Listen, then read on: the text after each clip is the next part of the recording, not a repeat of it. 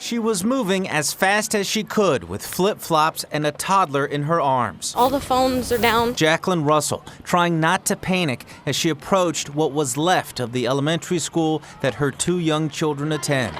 In the parking lot, shell-shocked kids being carried by teachers, holding T-shirts on head wounds, and being treated right on the spot. There's kids that want their mother and their father, and I can't console them in that. The sights surrounding them didn't offer any comfort. The only thing to indicate that this was once a school, the battered playground equipment. That this was in fact their hometown, the water tower in the distance. Across the street, neighbors digging through the rubble of what was the house of Paula and Jerry Mars. Was there a chance they might not have been home? That's their blue car right there. It's the only one they have. And this is his wallet. So he's here. As the search for the Mars continued, Jacqueline found one of her children, her daughter Reminiscence. She's right under me the whole time. She just really did good. Yes, she did great. She did great. Meanwhile, on the other side of the school, I'm looking for my little niece. How old is she? She's 9. Martha, looking for Karina and overcome with a silent awe at the magnitude of the devastation.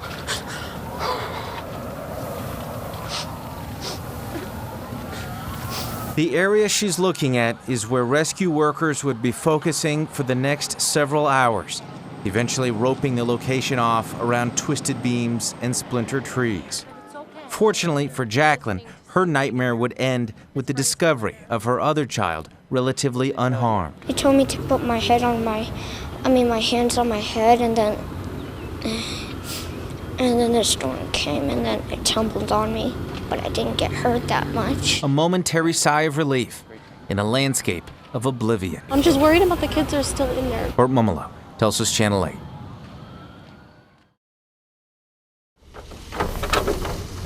Hey, Congress. Hey, Congress. Hey, Congress. I pray this ends soon. All right. I'm personally affected by it. I'm a veteran. I just relocated from elsewhere. I need to move my veterans health care enrollment here.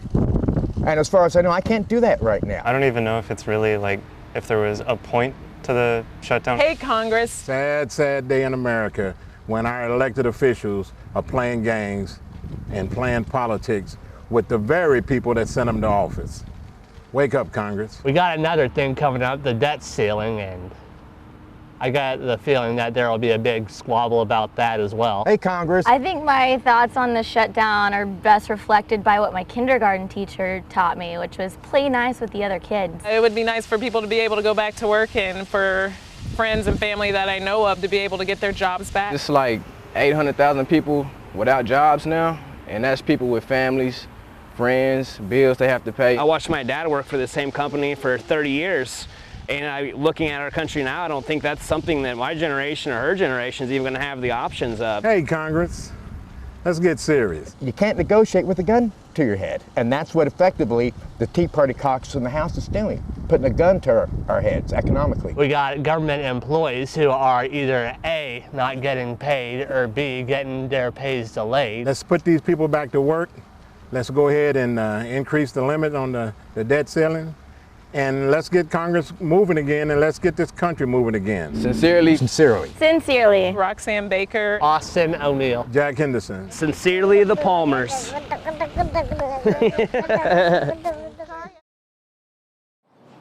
Hi. Hi, flu shot, please. All righty. Let's give her the benefit of the doubt. Yes. No, not Debbie Hicks. She has no doubt Hang on. what it sounded like this morning when she was sitting at her desk minding her own business. I thought that there had been a bomb. And why wouldn't you when the ceiling falls down and the wall is ripped apart after an elderly woman crashed into the building? She just pushed on the gas instead of the brake. Fortunately, no one was seriously hurt. It's been quite a day. Which brings us back to the benefit of the doubt.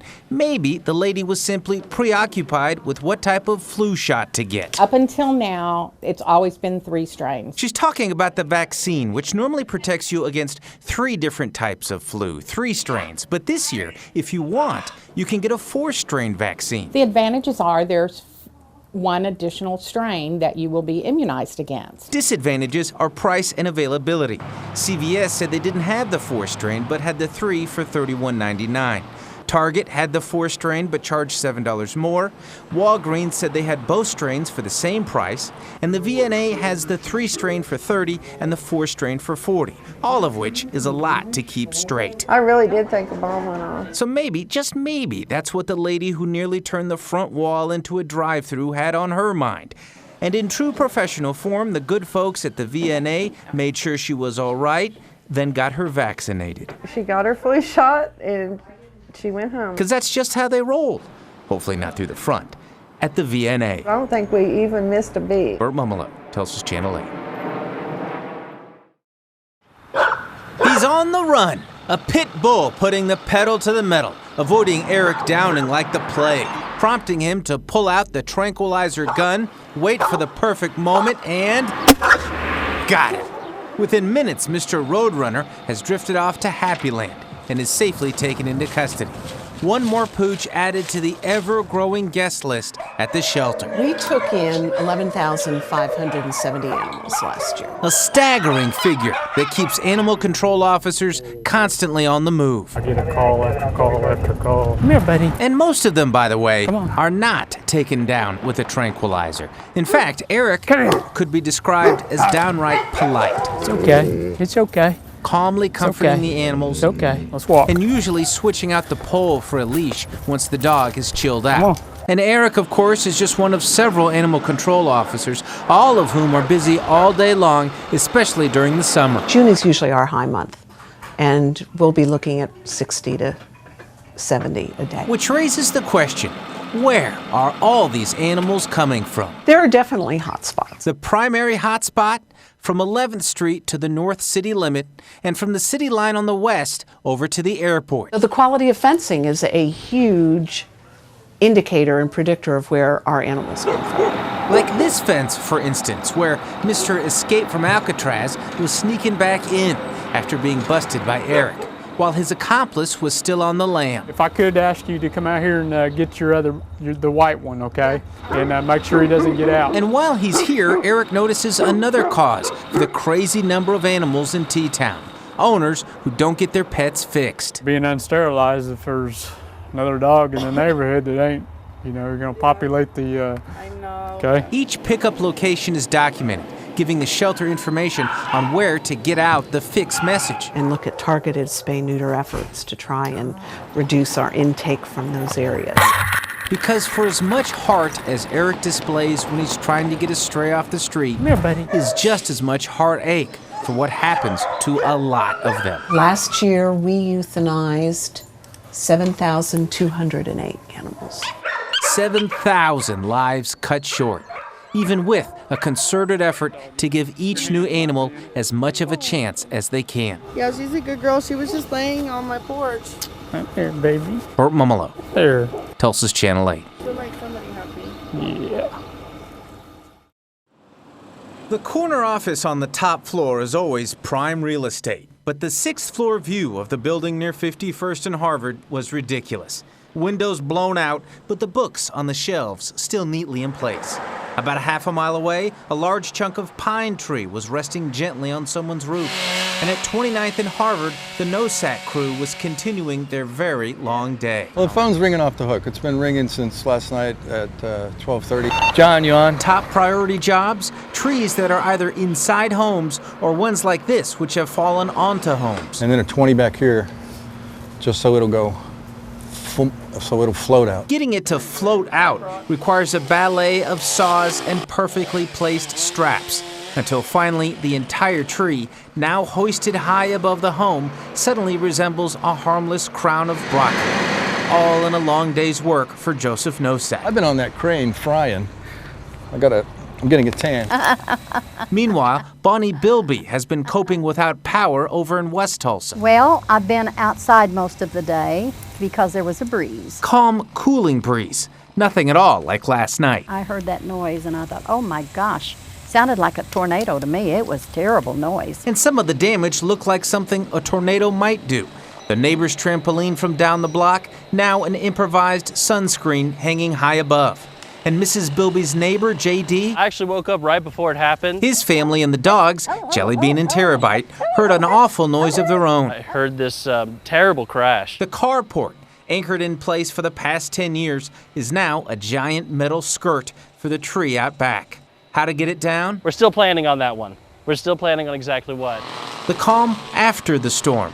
As Mrs. Bilby advises, just take a deep breath and deal with it. I don't get excited anymore. I used to, but I don't anymore.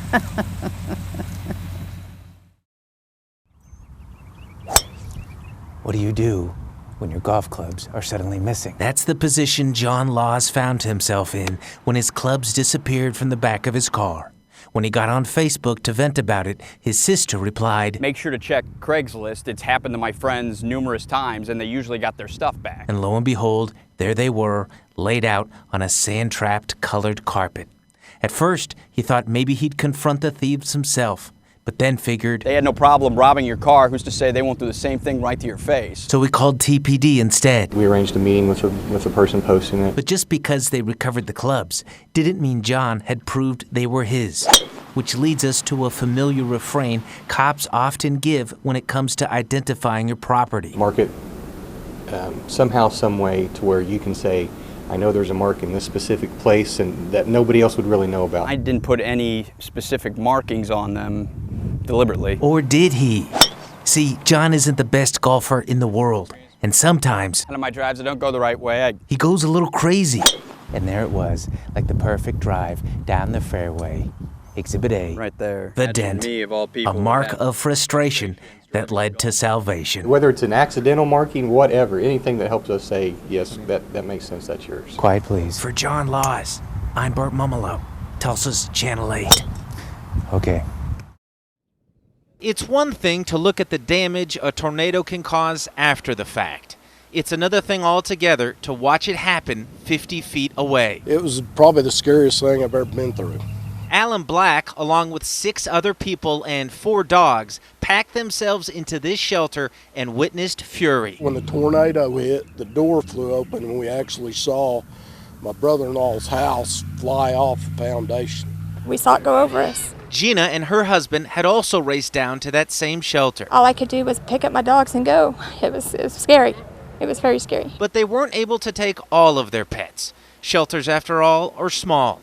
And left behind out back in his now destroyed pen was their pet pig, Frosty. I've had him since he's 6 weeks old. It can be hard to find anything left in the wake of a tornado, with everything jumbled and piled and buried.